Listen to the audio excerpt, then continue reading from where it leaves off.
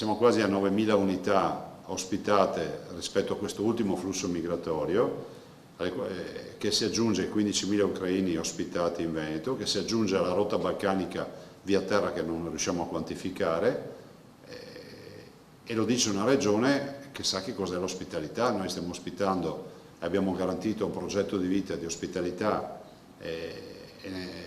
a 550.000 migranti che ormai hanno scelto il Veneto come loro nuova casa, appunto. Il governatore Zaia esprime preoccupazione perché non ci sono più spazi per ospitare nuovi arrivi di migranti in Veneto e la situazione evidenzia rischia di diventare inquietante. Per Zaia la solidarietà va erogata in maniera seria, ma poi c'è il tema della sostenibilità che va affrontato. Siamo preoccupati perché oggi i dati sono dati di sostenibilità. Ne stiamo ospitando circa 9.000 in questo momento e siamo davanti a una situazione che rischia di diventare inquietante, visto e considerato che non ci sono più spazi. Dobbiamo assolutamente scongiurare tendopoli per un fatto di dignità e di insostenibilità da parte nostra, o mega assembramenti tipo Cona. Noi dobbiamo fornire in via teorica servizi al rifugiato, a colui che scappa dalla morte e dalla fame e dalle persecuzioni.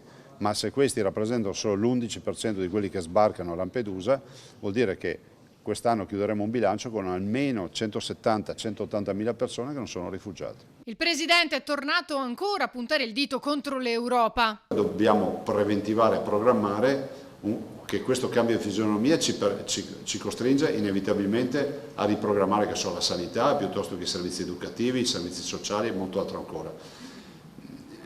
C'è un comitato di pietra che è l'Europa, ve lo dice un europeista convinto, ma è innegabile che oggi l'Europa sia totalmente assente.